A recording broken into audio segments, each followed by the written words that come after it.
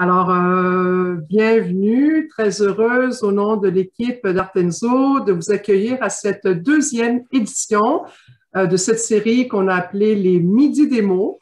Donc, c'est une série de 3 conversations croisées et à relais autour de la pratique de la médiation culturelle avec des personnes inspirantes dans le réseau de la francophonie.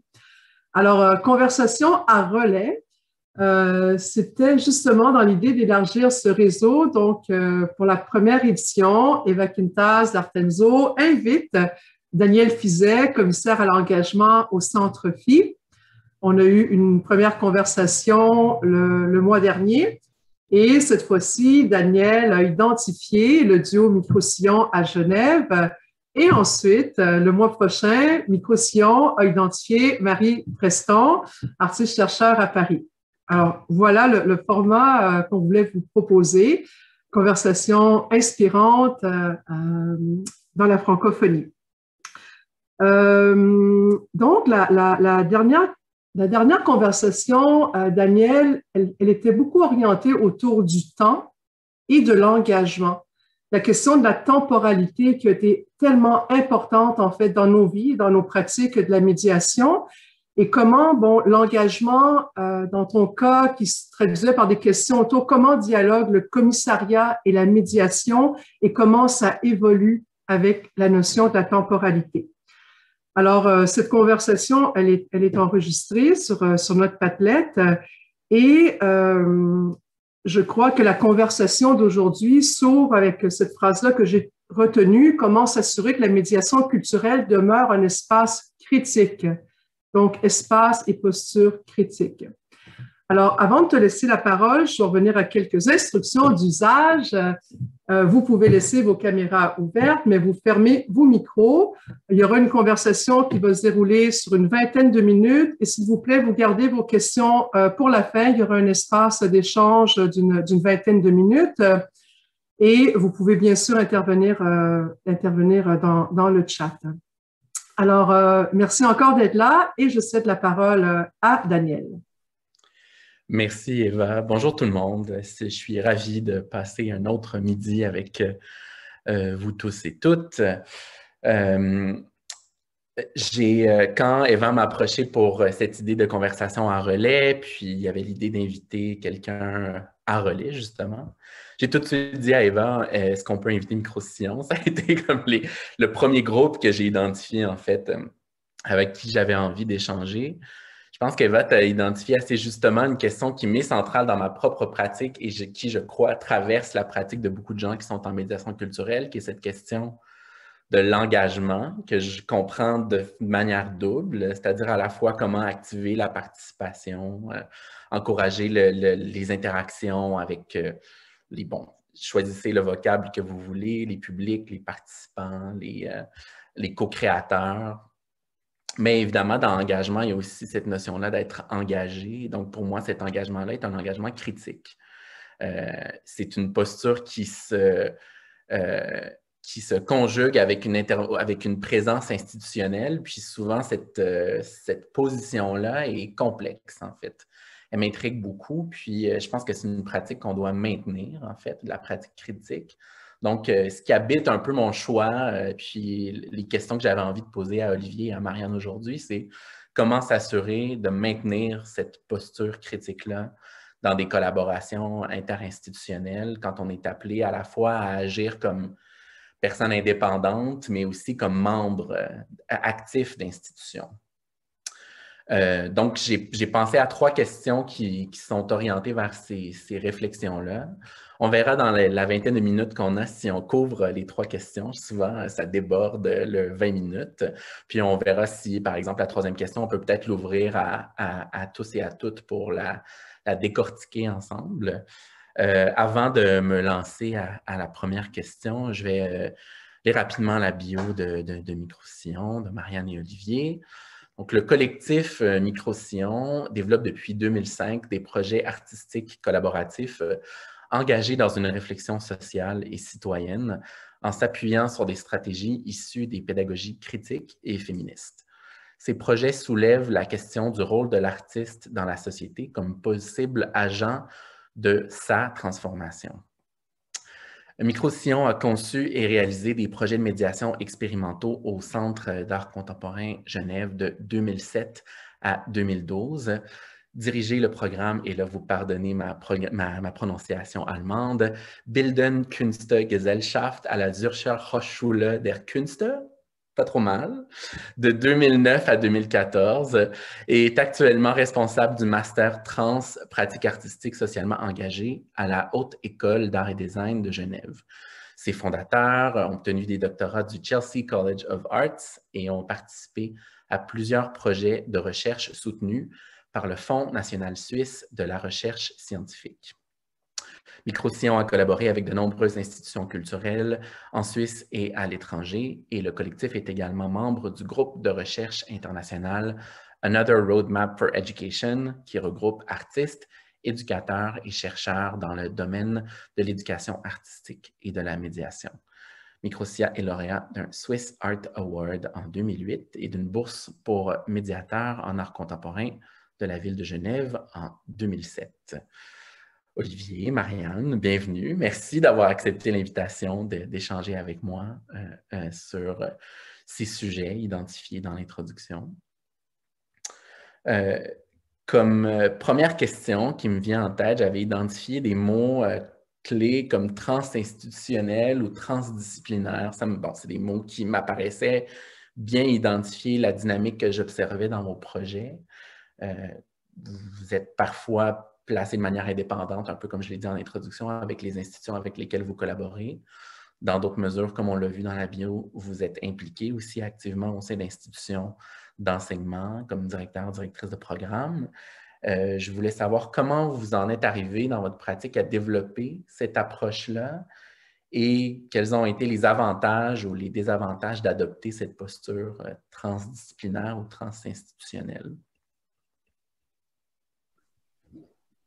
Bonjour à toutes et à tous. Un très grand merci encore pour cette belle invitation. Merci Daniel, merci Eva et merci Sarah pour le support aujourd'hui.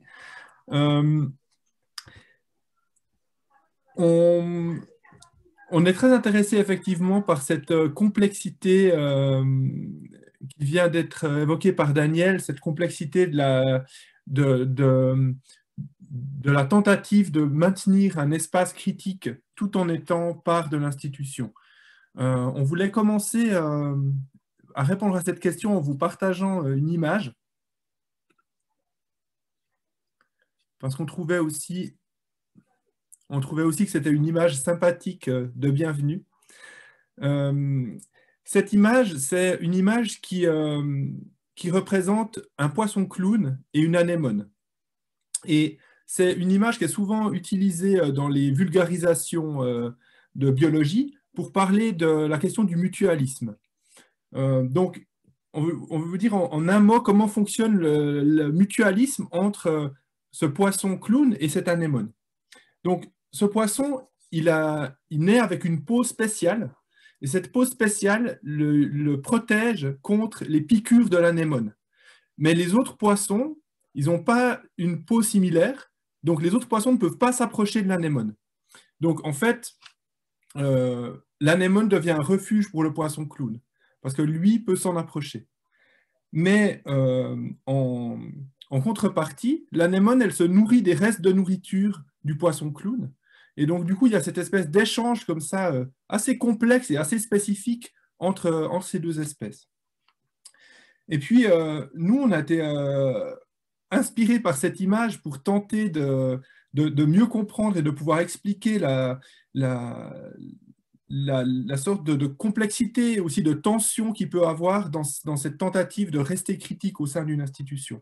On a l'impression que quand on est invité par une institution, que ce soit de manière pérenne, comme on l'a été au Centre d'art contemporain, où on a été engagé comme responsable des projets de médiation pendant plusieurs années, ou que ce soit de manière très temporaire, comme on va le voir tout à l'heure, voire un peu pirate parfois, on a le sentiment que cette image, elle est bonne parce que il y a un bénéfice mutuel qui peut s'instaurer. C'est-à-dire que d'un côté, nos projets ils sont rendus possibles ils sont rendus visibles aussi par l'institution, et ça nous semble vraiment important de pouvoir amener cette dimension critique et ces réflexions critiques qu'on peut mener avec des groupes de personnes à un niveau public, que quelque chose se passe réellement dans un échange.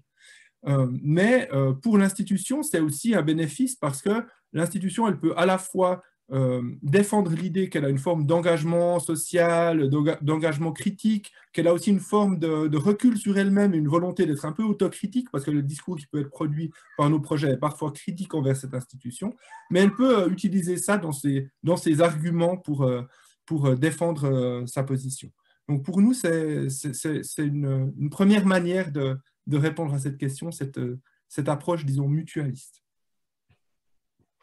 Et puis, pour illustrer un peu comment on a travaillé aussi cette idée du mutualisme, mais aussi comment on a cherché à répondre en fait à notre situation qui a longtemps été, comme Daniel le disait au début, on a fait vraiment des projets au sein de l'institution en étant responsable de la médiation au Centre d'art contemporain de Genève pendant 5 ans, et on continuait aussi à développer nos projets à côté, projets dans l'espace public, des projets en lien avec différents groupes sociaux. Et donc pour essayer à la fois se donner des outils en fait, à la fois intellectuels et pratiques pour intervenir dans ces différents cadres, on avait développé ce projet qui est comme ça, mis à nu devant vous, qui s'appelait le Bureau Mobile.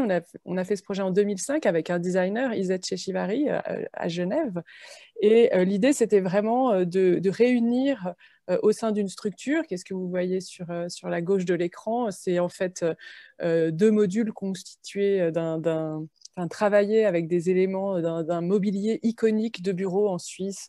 Donc, c'était une manière aussi un peu de citer ce côté comme ça très institutionnel et de voir comment on pouvait détourner ce cadre. Donc, il est adapté. Enfin, voilà, on avait fait toute une série de sacoches qui contenaient les éléments qu'on voit sur la partie droite.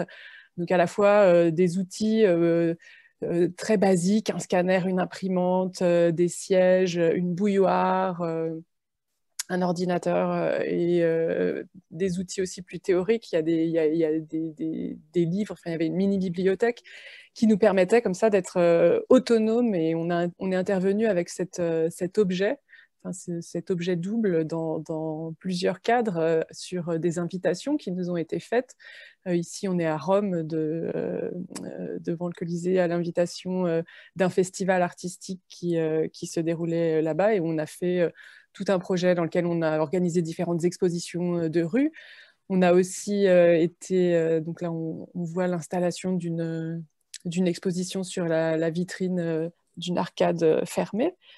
On a aussi été invité par le Fonds municipal d'art contemporain de la ville de Genève à prendre part à une manifestation et à faire une sorte de médiation autonome, puisqu'on avait vraiment une carte blanche pour lier, si on voulait, des lieux du festival, mais aussi développer autre chose. Donc, on a promené comme ça ce bureau mobile pendant 24 heures dans l'espace public, en invitant d'autres artistes, des travailleurs et travailleuses culturelles à prendre la parole.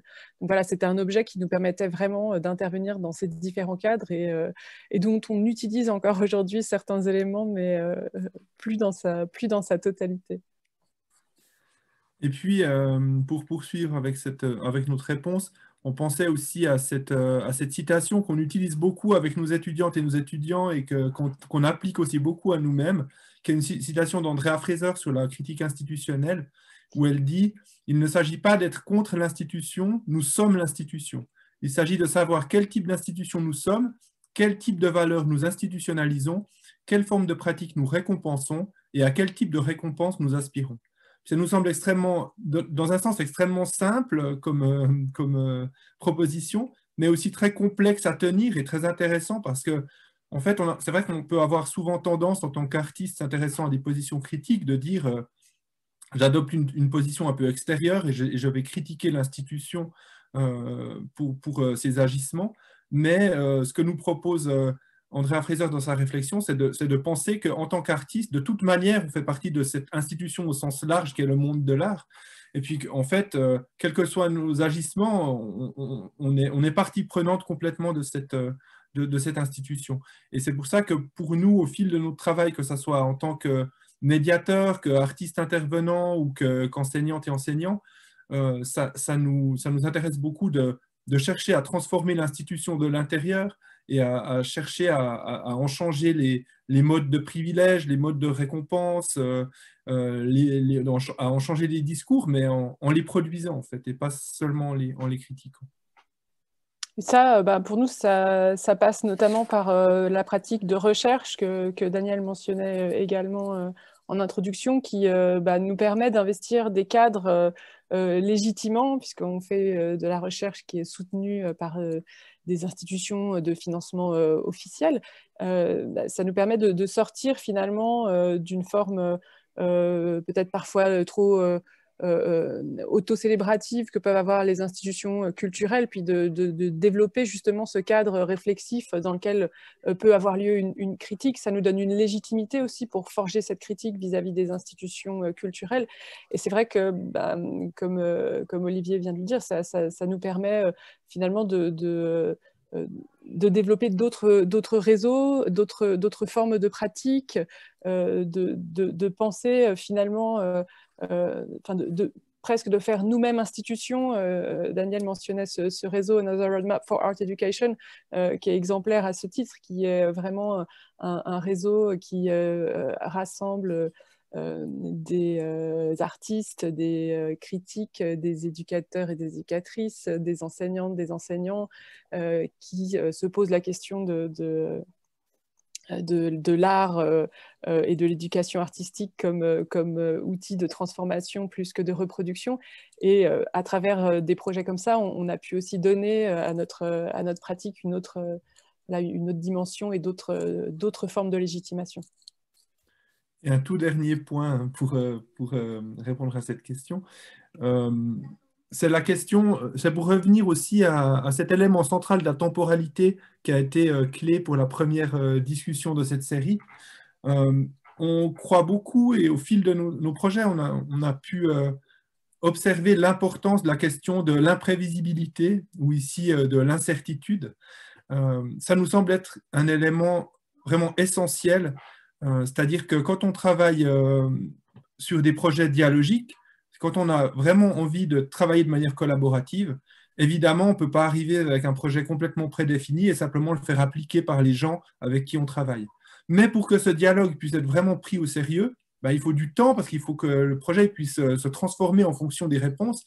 Et il y a une grande part d'imprévisibilité, du coup, dans ce que vont donner ces échanges, vers quel type de temporalité ils vont mener, vers quelle forme ils vont mener. Et pour nous, ça, c'est un défi vraiment central dans le travail avec les institutions. Parce que les institutions, elles veulent toujours des plannings, elles veulent des budgets, elles veulent des résultats.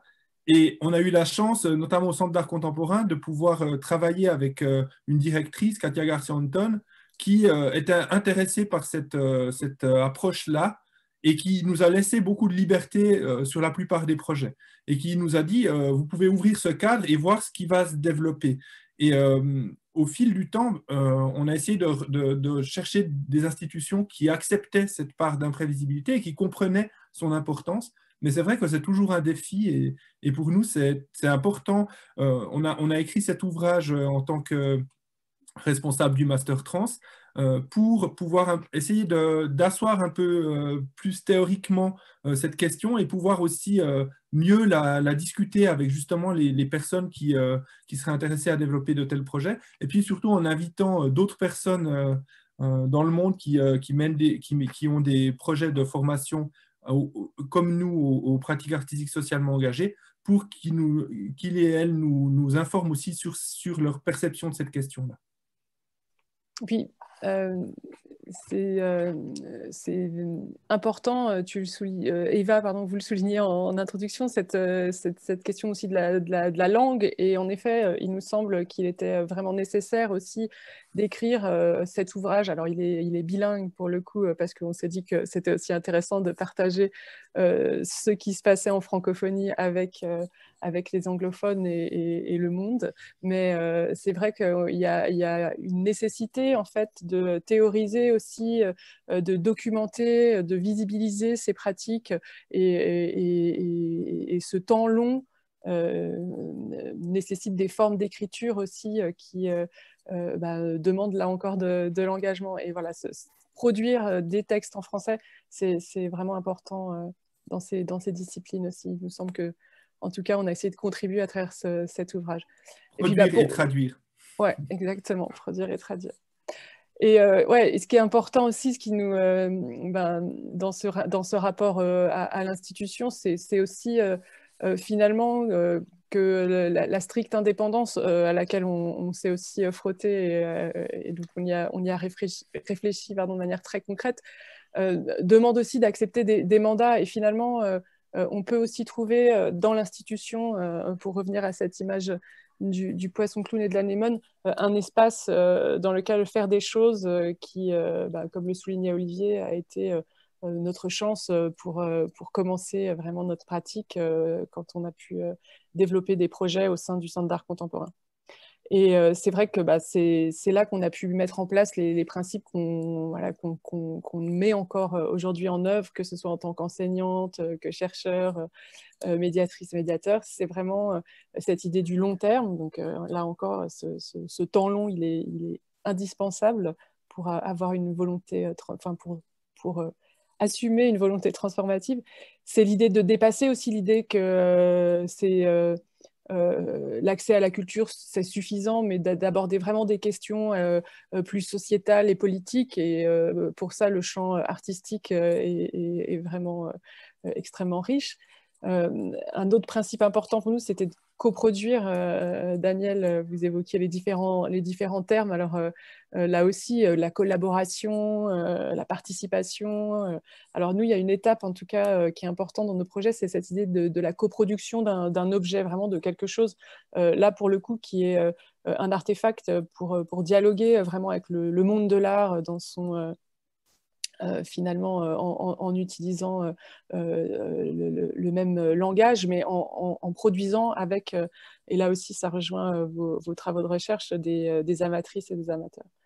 Et puis, visibiliser cet objet, c'est-à-dire au même titre que n'importe quelle autre production artistique en lien avec une institution culturelle, elle doit être montrée et partagée avec un public plus large.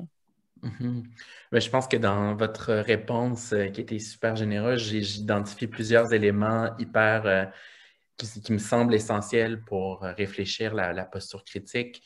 Je pense que la mobilité est un terme important à réfléchir. C'est à la fois la mobilité à l'intérieur d'une institution, mais aussi la possibilité de s'imaginer une mobilité indépendante des institutions, puis comment conjuguer ces deux formes de mobilité-là. Je suis aussi ravi que vous souligniez l'important travail de traduction des textes qui me semble être un apport critique essentiel, en fait, de s'assurer que la recherche puisse se déployer dans des contextes différents de son contexte initial. Puis, en traduction, on peut penser à quelque chose de très simple, comme publier quelque chose de manière bilingue ou trilingue, mais je pense que la traduction peut aussi être réfléchie de manière élargie. On traduit dans des gestes, dans des adaptations de projets aussi. Donc, c'est une tactique que je trouve assez intéressante. Et pour moi, ces deux enjeux-là, mobilité et traduction, sont présents dans le projet comme une évidence que j'avais envie d'en savoir un peu plus sur ce projet-là. Je pense que c'est un projet qui s'inspire de la pensée de Paulo Freire, aussi d'un séjour prolongé que Freire a fait avec sa famille en Suisse d'une dizaine d'années. Je pense que je lisais dans les notes autour de ce projet-là que pour vous, la pensée de Freire est encore peu ou sous-utilisée ou sous-représentée dans le milieu francophone sur les théories en éducation. Je pense qu'il y a là des problèmes de traduction qui me semblent évidents là-dedans aussi, mais il y a des problèmes plus élargis que ça, évidemment, à réfléchir. Je serais curieux d'en savoir un peu plus sur ce projet-là, comment vous l'avez envisagé et comment vous avez établi la structure de ce projet-là. Je ne sais pas si vous en avez des images ou si vous voulez Oui, en partager aussi. On va vous partager quelques images. Super. Oui, alors très volontiers, on vous parle de ce projet qui est encore en cours, on vient de terminer la structure du projet, mais la situation sanitaire nous fait prendre un peu pas vraiment de retard parce qu'on n'avait pas de planning préétabli, mais on met du temps à l'activer réellement. On voulait effectivement revenir, avant de vous montrer des images, sur Paulo Freire en quelques mots. Paulo Freire, donc pédagogue critique, qui est souvent présenté comme le pédagogue le plus important de la deuxième moitié du XXIe siècle, même dans les écrits 20e. du XXe siècle, pardon. La deuxième partie du XXIe siècle, peut-être, on verra. On verra. Mais qui, effectivement, étonnamment, dans le champ francophone, est assez peu discuté. Ça commence un peu à changer. Il y a beaucoup de travail qui est en train d'être fait par plusieurs groupes en France, à Paris notamment, où il y a un travail important de traduction qui est fait, mais il reste assez peu discuté. Et surtout, nous, on l'a beaucoup lu pendant plusieurs années avant d'apprendre qu'il avait vécu pendant 10 ans à Genève, ce qui était vraiment paradoxal parce que c'était un de nos penseurs de référence, mais effectivement, à Genève, il y a énormément, comme c'est une ville très importante pour l'histoire de la pédagogie, il y a énormément d'ouvrages qui ont été publiés sur Genève comme capitale de la pédagogie, etc. Jusqu'à il y a très peu de temps, il était systématiquement absent de ces ouvrages. Pourtant, il a mené une action vraiment, le cœur de son action à travers le monde a été mené à partir de Genève entre 1970 et 1980, mais aussi il a été actif aussi sur place à Genève en soutenant différentes initiatives. Enfin, on ne va pas trop rentrer dans le détail, mais toute cette histoire-là, on avait envie de l'étudier et de la partager et de participer à faire rentrer cette figure d'exilé, en fait, dans l'histoire de la pédagogie genevoise. Et surtout, on pense fondamentalement que la pensée de Paulo Freire, elle est extrêmement utile pour aujourd'hui. Et on n'est pas les seuls, puisqu'ici on a pris une citation d'Henri Giroux, un pédagogue critique, qui écrit « Son travail est à mes yeux plus important aujourd'hui que lorsqu'il a été produit. Je dis cela car je crois qu'il nous permet de remettre en cause les forces autoritaires qui travaillent au démantèlement de toute dimension publique et critique de l'éducation et que ces forces sont plus intenses aujourd'hui qu'elles ne l'ont jamais été. » Donc, on partage avec Henri Giroux cette position-là et il nous semble que ça peut vraiment être utile de le relire, mais surtout de le réengager, parce que lui-même, il a toujours refusé de son vivant qu'on appelle son approche une méthode. Et pour lui, ce qu'il proposait, ce n'était pas quelque chose de fixe, mais au contraire quelque chose qui devait être en permanence repensé en fonction des contextes. Donc, la mission de notre recherche, c'est à la fois cette réévaluation de son rôle au niveau historique, mais aussi et surtout un réengagement aujourd'hui. Donc ce réengagement, on l'a travaillé de différentes manières et avec différents groupes. C'est une recherche qu'on mène depuis maintenant une douzaine d'années même peut-être, non, 2010 peut-être. Quand même 11, ouais, c'est déjà pas mal. Ce qui était important pour nous, donc, dans cette idée du réengagement, c'était en effet de voir quelle était l'actualité finalement de son propos. Et là, on voit ici un dessin qui a été réalisé par Claudius Chekon, qui est un ami brésilien et lui aussi exilé à Genève pendant la dictature militaire, qui a illustré nombre de concepts fréréens. Et là, c'est le concept d'éducation bancaire avec lequel vous êtes peut-être familière et familier, qui montre finalement la façon dont l'éducation traditionnelle est pensée comme un moyen de remplir des élèves vides de contenu pré-établi, et donc l'enseignant est la personne en charge de rentrer ces contenus dans la tête des élèves. Et on a vu avec notamment le processus de Bologne et ces fameux crédits. Le processus de Bologne, c'est la façon dont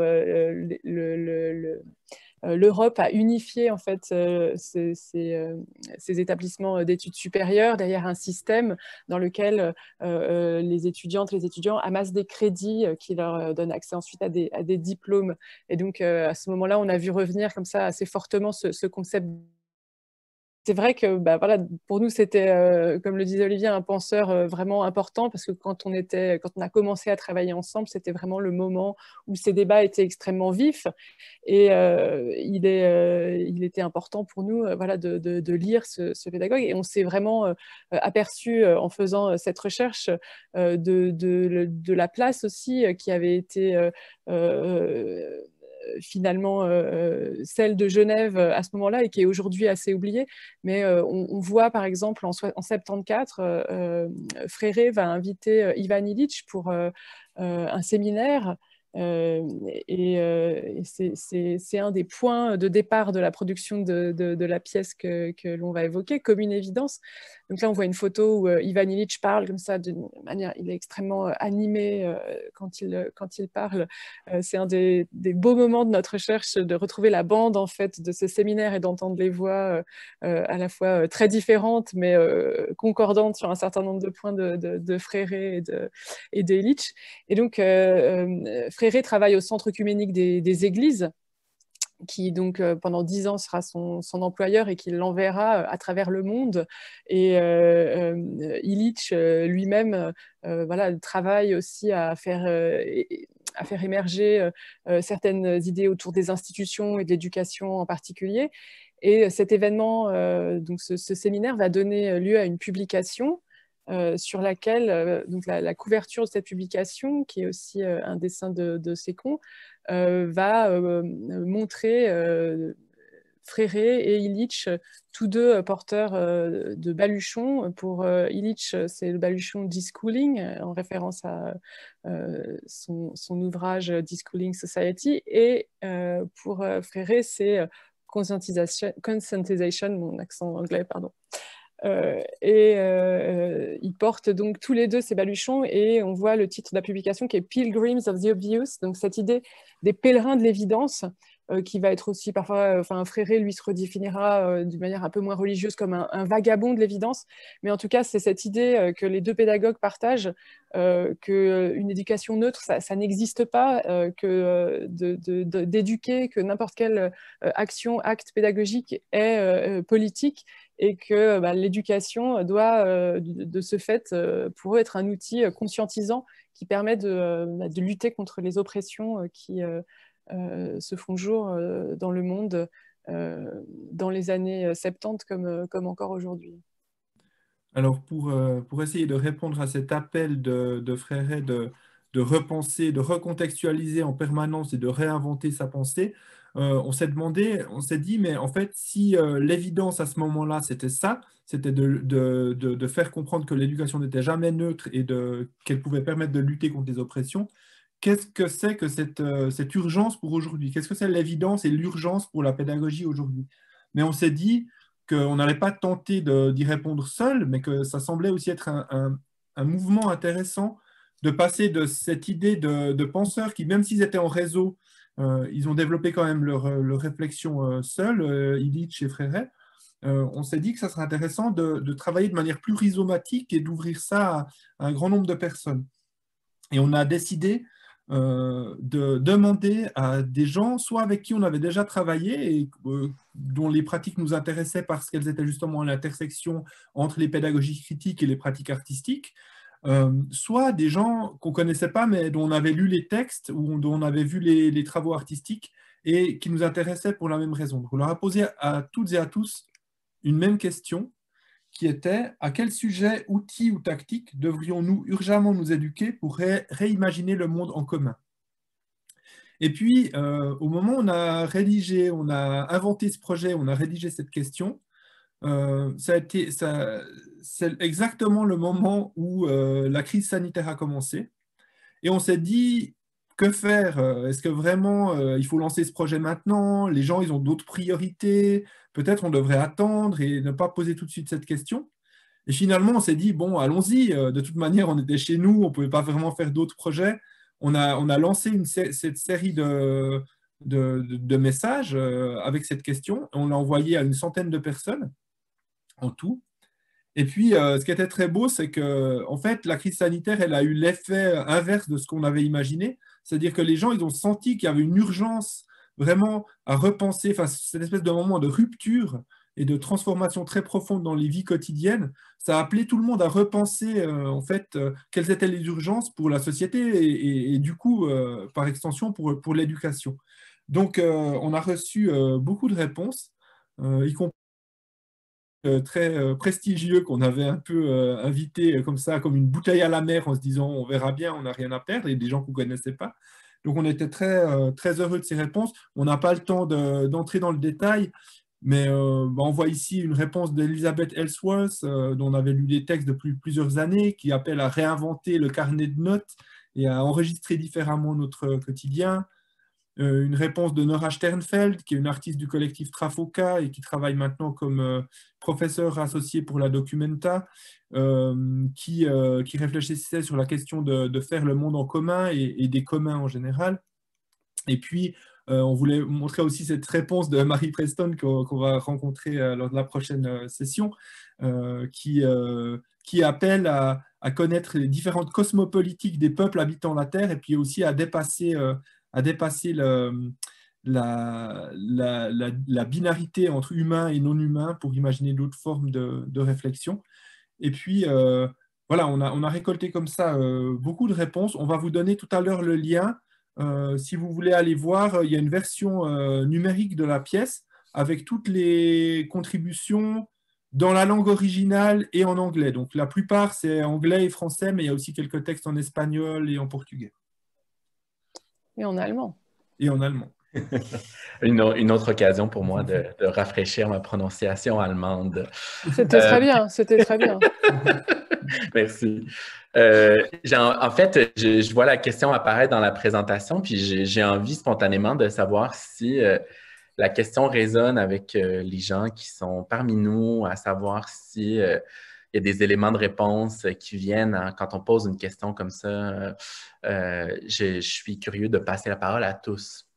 Je ne sais pas si on peut la remontrer, la question. Ou... Okay.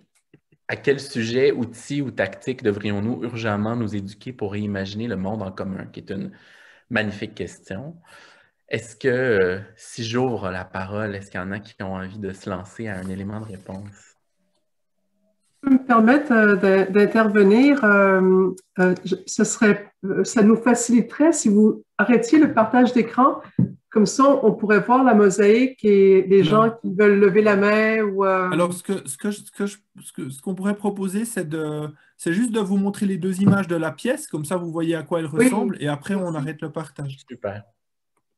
Oui, parce qu'on a mis en forme toutes ces réponses dans un grand baluchon. Pour revenir à notre image de Fréré. Et donc, c'est un carré de 150 par 150 cm sur lequel il y a différentes couches comme ça qui ont été superposées. Et la dernière, enfin, cette couche jaune évoque le blob qui est cet organisme, en fait, dont on ne sait pas comment, mais il parvient à enregistrer, à apprendre finalement des comportements. Et ça nous paraissait une manière aussi intéressante de réactiver un peu ce du rhizome. Donc toutes les réponses, elles sont mises en forme dans ce baluchon, et l'idée, et c'est pour ça que c'est très bien de poser la question, d'ouvrir la discussion avec cette question, c'est vraiment d'utiliser ça comme un outil générateur. Là, c'est une référence aussi à Fréré, cette idée qu'on va générer en fait quelque chose en s'appuyant pour nous sur ce baluchon, en utilisant finalement toutes ces réponses pour réfléchir en effet dans différents contextes à nos situations d'éducation, soit en tant qu'éduquée, en tant qu'éducatrice, voilà, d'essayer de générer des conversations à partir de ça. Donc c'est très bien que maintenant on discute à partir de cette question. Je mets encore cette dernière image, comme ça l'adresse sera enregistrée. Exact, bien joué. Voilà.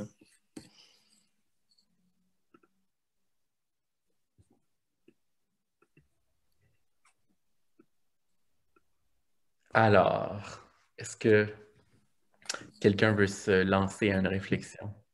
Il n'y a aucune mauvaise réponse possible. Hein. Ouais.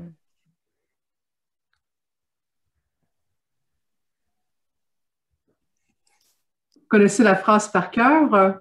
On peut la répéter à voix haute, en commun.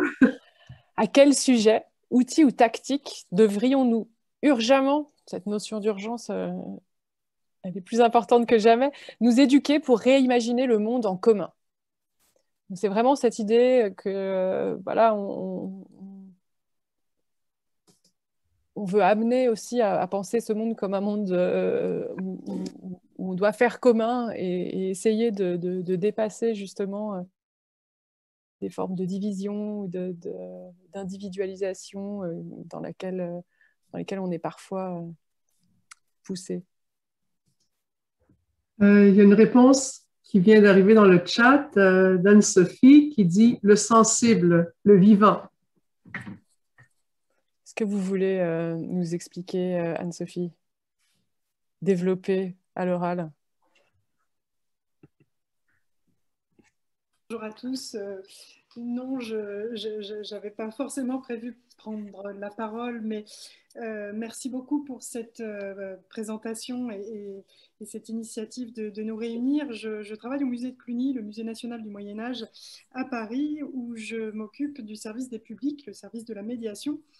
Et je partage avec vous l'importance de renouveler les médiations, les modes d'adresse, l'éducation, tous ces grands enjeux, ces grands concepts, et plus que jamais peut-être la notion de sensible et de vivant est essentielle et doit être questionnée. Donc voilà, je pose ça comme ça au milieu de la table. Non, mais c'est très juste, c'est vraiment une notion et un questionnement qu'on voit de manière récurrente à travers les contributions. Alors en effet, on était aussi justement au début de cette crise en train de se rendre compte à quel point finalement on avait... alors quand je dis on, c'est évidemment très, très général, c'est pas le cas de tout le monde, mais peut-être occulter finalement toute cette dimension-là du sensible, du vivant, du lien qu'on a avec notre environnement et qui est nécessaire de repenser sur un certain nombre d'aspects. Et c'est vrai que on le voit, les débats publics sont vraiment infusés de ces questionnements. On est en train de préparer là, avec Olivier pour les étudiantes et les étudiants de Trans un séminaire sur la notion autour de la notion de Cthulhu, de Donna Haraway, qui est cette penseuse qui justement amène à travers ce terme à imaginer d'autres relations avec le vivant, à repenser complètement les hiérarchies qu'on a pu établir en tant qu'être humain avec tout ce qui nous entoure et ce qui nous habite également.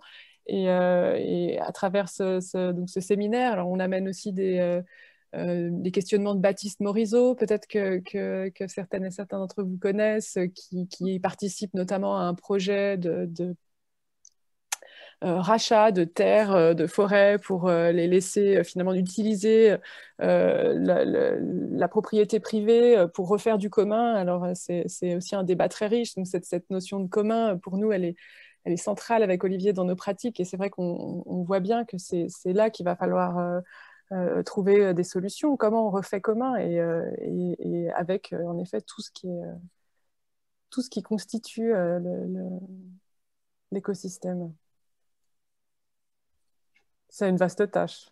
Mais on voit aussi, à travers nos étudiantes et nos étudiants, on voit bien aussi comment certaines thématiques sont prises à bras-le-corps par les plus jeunes générations. Et c'est parfois impressionnant de voir l'intelligence, la connaissance aussi qu'elles ou ils développent. Et pendant ce confinement, notamment, beaucoup ont su développer à la fois des réseaux, mais aussi très pratiquement se sont remis à faire des potagers, enfin à reprendre comme ça avec des choses qui peuvent sembler finalement très simples et anodines, mais qui permettent de retrouver aussi des moments en commun.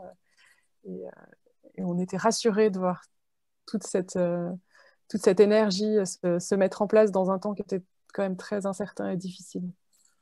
Je pense que c'est important de voir émerger ce désir d'apprendre autrement aussi. Je pense que pour ceux et celles qui ont eu le temps de le faire aussi, il y a quelque chose de très réjouissant dans cette idée-là d'apprendre autrement ou à nouveau. Je pense que Romain avait la main levée pour une intervention. Je vois que Marcel aussi, je ne sais pas qui avait la main levée en premier. Oui, merci. C'est ça. En fait, par rapport à la question, un peu naïvement, je pense que ce dont on a urgemment besoin, c'est peut-être d'apprendre un peu comment communiquer en fait et comment mieux communiquer et dialoguer à tous les niveaux, au niveau à tous les âges, et voilà. Et puis à ce propos, il y a plein de méthodes et d'approches là qui existent. La communication non violente, enfin tout ce qui développe un peu l'empathie et en fait la capacité de chacun à se brancher sur le ressenti de l'autre, sur les besoins de l'autre, à apprendre à transmettre des compétences par rapport au fait de pouvoir s'exprimer et de nommer en fait ce qui est vivant à l'intérieur de soi et de refléter ce qui est aussi ce qu'on a compris de ce qui était vivant chez l'autre. Voilà, puis après l'art, bien sûr, est un super médium pour ça. Voilà, c'était une petite pensée là-dessus.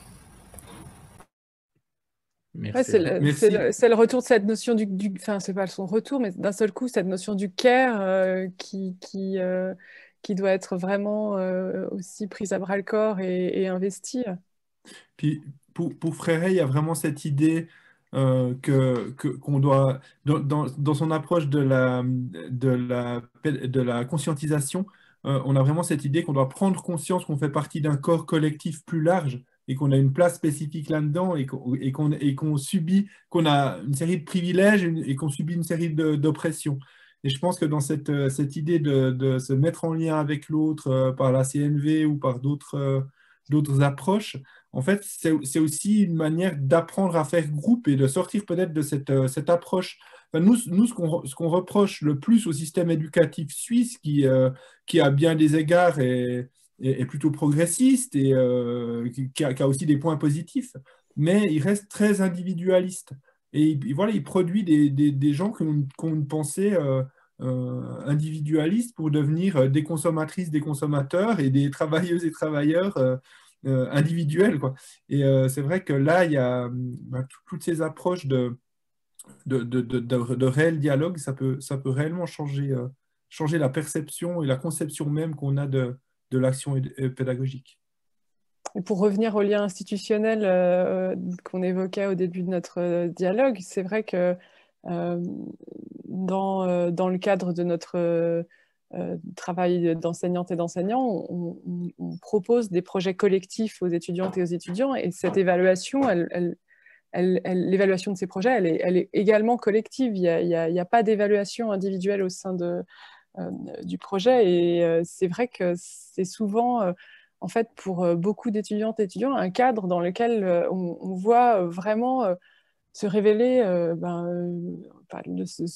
un désir finalement en se connectant aux autres, d'apprendre, d'avancer, qui peut pas avoir lieu avec l'approche, et là encore, même si à bien des égards elle est progressiste, elle reste assez individualiste et compétitive qu'on a en général dans l'école d'art.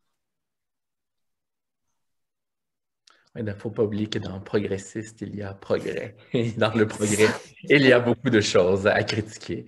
Marcel, on peut suivre avec votre commentaire. Bonjour, merci pour tous les éléments apportés, déjà riches. À cette question, une grande question, moi je trouve que la situation qu'on vit aujourd'hui, ça nous rend effectivement plus sensibles peut-être à mieux connaître et reconnaître l'apport de chacun dans la contribution de la société. Tu sais. Puis Bon, moi, j'ai œuvré longtemps dans le domaine du travail social plus engagé qu'individuel. D'ailleurs, au Québec, dans toute la mouvance communautaire, il y a tout un pan de l'éducation populaire qui s'est inspiré de Paulo Freire dans les années 70. Moi, c'est ça qui m'a un peu construit au niveau de ma pratique, ma philosophie. Puis j'ai essayé aussi de transmettre ça quand j'enseignais à l'université. Mais dans le fond, c'est comment chaque contribution dans la société devrait être connue, effectivement, pour voir comment elle est nécessaire et utile pour qu'on fasse œuvre ensemble. Tu sais, puis je trouve que si on prend plus l'exemple, là, je vais parler plus du domaine de la santé, puisqu'on est beaucoup percuté à ce niveau-là. Ben, le moindre geste qui est posé, c'est pas seulement celui du médecin, mais de tous les corps de métier, de tous les aides à domicile, toute cette contribution-là est nécessaire pour le vivre ensemble. Puis je trouve que là, on a mieux peut-être pris conscience de chacun de ces maillons-là. Fait qu'on pourrait faire l'exercice dans chacune des sphères de la société, même dans le domaine artistique. Tu sais, si je prends un peu la question des arts vivants, moi, je suis très sensible à ce qui se passe dans le domaine théâtral. Tu sais, il y a tous ceux qui travaillent dans l'ombre, puis tous ceux qui sont sur la scène. Mais tous ces éléments-là sont nécessaires pour pouvoir y assister au spectacle.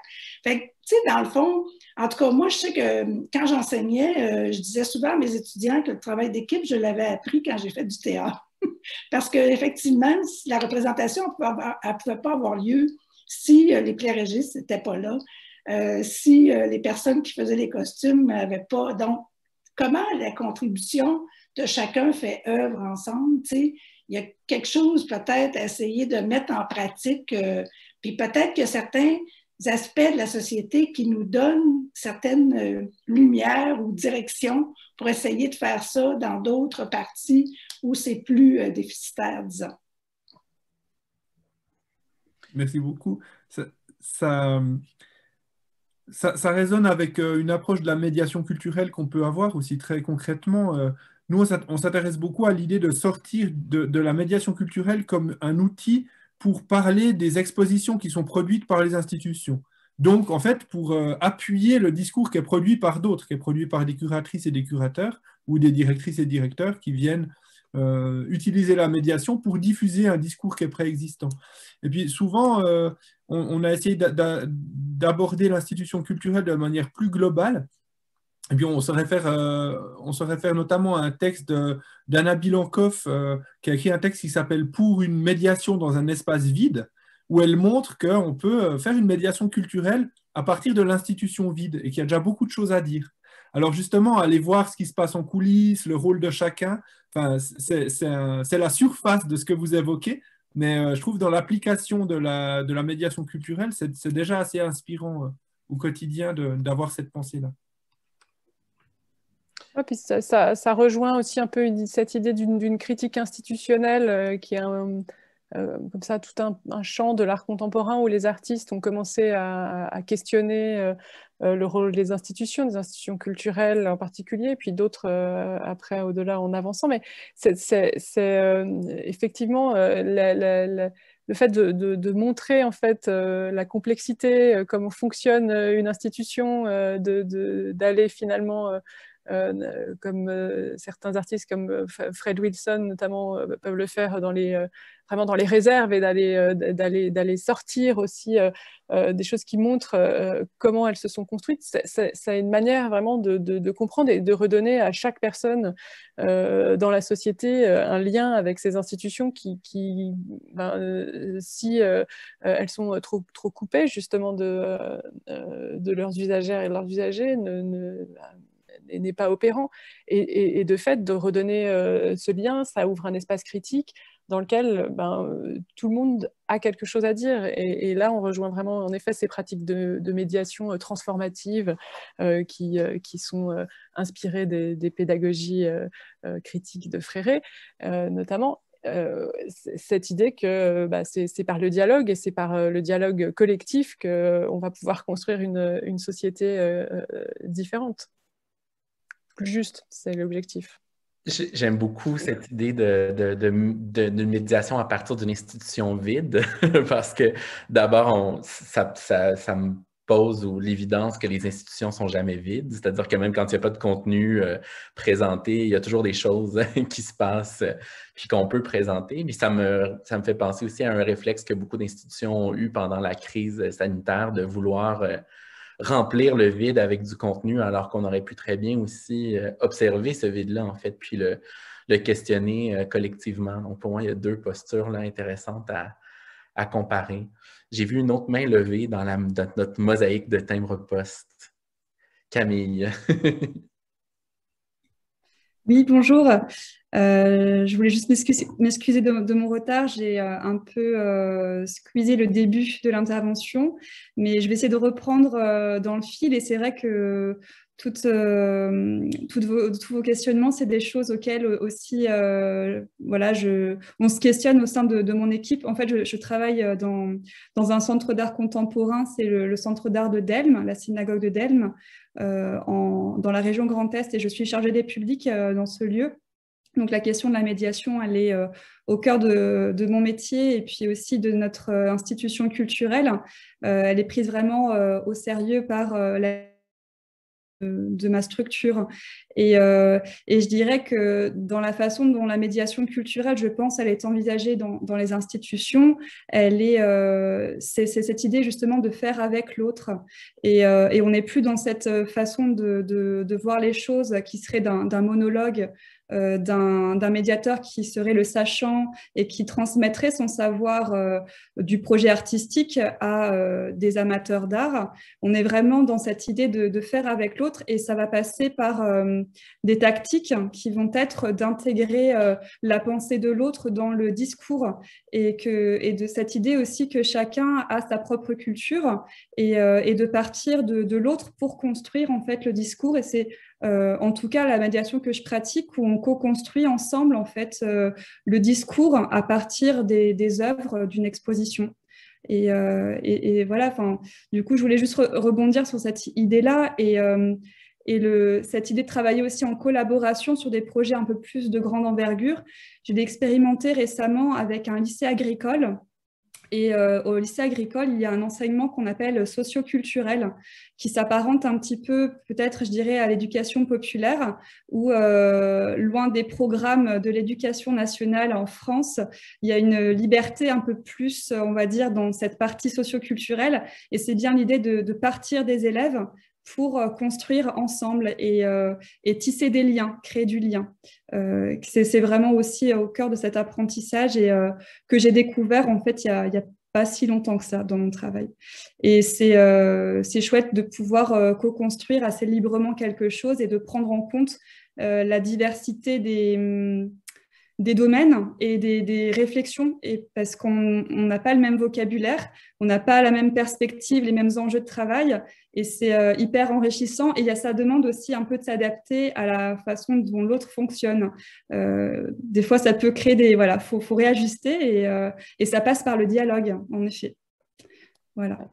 Et par le temps, enfin, c'est toujours ces réajustements en fait continus qui se font quand on construit avec des personnes avec lesquelles, c'est pas nos amis, c'est pas des proches. Donc, comme vous dites, on revient aussi à cette idée de traduction. Il faut trouver des formes de traduction pour pouvoir se parler. Et puis, il faut aussi, ça, c'est un cheminement aussi avec Olivier qui nous a pris du temps, puis qui est tout le temps en train de se faire, mais de jamais partir, vous l'avez dit, les gens, ils ont leur propre culture, mais c'est très difficile de se défaire du biais du déficit. En tout cas, il y a un peu ce paradoxe quand on fait des projets de médiation avec cette idée d'engagement ou de transformation, de s'adresser à des groupes spécifiques. Et quelque part, dans cette première adresse, il y a un peu ce petit biais qui fait qu'on dit, bon, bah voilà, c'est des gens qui pourraient bénéficier de ça quelque part, et comment, à travers le dialogue, on peut déconstruire, on peut vraiment créer du lien, comme vous le disiez, se rencontrer, en fait. Et c'est un processus que les deux, en fait, doivent faire, c'est-à-dire l'institution, la médiatrice, le médiateur, et puis le groupe avec lequel on peut être amené à collaborer. Et ça, c'est vrai que ça prend énormément de temps, et c'est très transformatif pour aussi les personnes qui font la médiation. S'engager dans ce type de pratique, ça demande aussi vraiment cette capacité à prendre en compte les critiques qui émergent aussi forcément quand on laisse de l'espace pour ça, et à pouvoir les adresser dans les projets. C'est ce que disait Olivier à travers la présentation de ce livre. On est toujours sur ces formes d'imprévus ou d'incertitudes, mais qui font que les projets qui sont menés et les formes qui vont en émerger, elles sont passionnantes. C'est un engagement de la part de la médiatrice ou du médiateur très fort aussi. Je pense qu'Anne-Céline avait la main levée, puis ensuite il y a Ève. Je vois aussi que le temps file, ce qui nous montre la nécessité de nous rencontrer et de mettre en commun, mais on peut prendre les deux interventions, puis ensuite terminer là-dessus. D'abord Anne-Céline. Ça va dans la continuité de ce qu'évoquait Camille, mais moi je pense que pour répondre aussi à cette question très très vaste, on pourrait discuter des heures dessus, mais il y a un outil qui s'appelle les droits culturels, que vous connaissez très certainement en fait, qui s'inscrit aussi dans le cadre de la Déclaration des droits de Fribourg, donc porté notamment par Patrice Meyer-Bisch, donc qui est vraiment un outil très intéressant et qui permet quand même d'avoir aussi toute une pratique d'évaluation en fait des projets, mais aussi en fait des politiques publiques, donc notamment des politiques culturelles. Et je trouve que cet outil, il est pas assez connu en fait. Peut-être qu'il est il est un peu complexe. Enfin, c'est vaste la question des droits culturels. On se réfère souvent aux droits humains, mais je pense que ça, c'est quelque chose qu'on devrait plus travailler dans le cadre de nos professions et aussi échanger, parce que la notion de droit culturel, elle est quand même assez basique, en fait, puis principalement quand même en ce moment, même si après on peut faire une thèse sur cette notion-là, bien évidemment, mais je pense que l'accès en fait à ces droits-là en fait sont fondamentaux, particulièrement dans la société actuelle, et aussi ça nous garantit un accès au savoir. Puis je pense que ça, c'est quand même fondamental, parce que moi, je travaille avec des femmes qui sont judiciarisées, notamment, puis cette question qu'abordait aussi Camille, de la non-hiérarchisation des savoirs, elle est quand même assez cruciale. Donc, de partir de l'expérience de chacun, l'expérience de vie, qui peut s'enrichir par des formations universitaires, etc. Et ça me paraît vraiment être un excellent outil. Puis il y a des villes qui travaillent présentement avec cet outil-là dans le cadre de l'évaluation de leur politique culturelle, etc. C'est toujours la question effectivement de l'application aussi, ou de la volonté d'application des outils à disposition par les institutions. Dans le domaine dans lequel nous, on est disons, le plus présent, celui de l'art contemporain, se pose peut-être moins la question que d'autres lieux de culture. Ça a discuté, hein, c'est un peu une... En tout cas, les statistiques... C'est ma perception.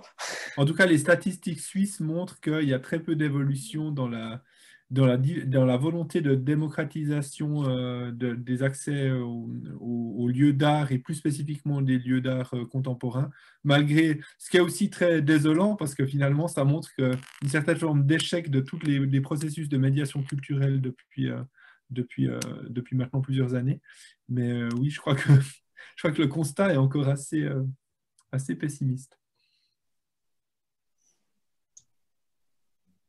Ève, je te laisse. Excuse-moi, j'ai oublié de faire la transition. Il y a eu aucun problème. Je suis un peu dans la suite des discussions qu'on a, puis un peu dans la réponse à la question. En fait, ça m'a pris du temps avant de réagir parce que je cherchais un mot. Puis je ne suis pas sûre du mot que j'ai trouvé, mais je dirais décentrement. Et je m'explique, c'est-à-dire que effectivement, à la fois au niveau de certaines médiations socioculturelles, au niveau de l'art engagé, des pratiques engagées artistiques, au niveau de des pédagogies alternatives, moi je suis enseignante, professeure à l'université, donc bon voilà, c'est des réflexions que j'ai beaucoup. Les démarches participatives, les démarches critiques ont toujours été extrêmement importantes, mais je trouve que s'il y a quelque chose qui est fondamental actuellement, c'est le décentrement de nous-mêmes. C'est-à-dire que si on est dans une institution, si on est artiste, si on est médiateur, on est déjà dans une certaine position. Et donc, voilà, je trouve que les dernières années, puis pourtant, bon, je suis issue des luttes sociales, notamment féministes, donc le décentrement, c'est pas quelque chose de nouveau, mais je trouve que depuis quelques années, on a été rebousculé. Peut-être que le « est important sur au nom de qui on parle, quelle est les diversités et comment on n'est pas sensible à toutes ces diversités. Et donc, voilà, c'est peut-être une question que je trouve très... elle est d'actualité, mais c'est pas pour ça que je l'amène, c'est que je la trouve, moi, dans ma pratique comme enseignante, extrêmement confrontante.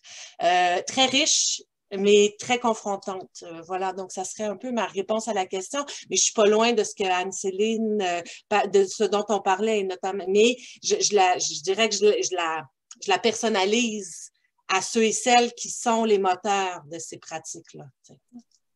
Ouais, c'est très important ce que vous soulignez, puis c'était aussi un peu ce que j'essayais d'évoquer à travers cette idée que, voilà, on parle de quelque part, on a nos propres biais, on a nos propres privilèges, Olivier le disait aussi avant, et en effet, apparemment pour vous aussi, en tout cas nous, à l'école d'art, ces dernières années, les volets d'étudiantes et d'étudiantes ont été beaucoup plus confrontantes sur ces questions d'identité, de diversité, et ce qui est particulièrement riche pour nous parce qu'en effet, c'est des choses qu'on essaye concrètement de discuter, on essaye de donner de l'espace à ces discussions dans le cadre de nos enseignements, de faire venir justement aussi des intervenantes et des intervenants qui viennent mais malgré tout, ouais, on reste une institution. On sait très bien, pour revenir aussi à l'intervention précédente, qu'il y a cette question même s'il y a les droits culturels, il y a des tas d'effets de seuil, de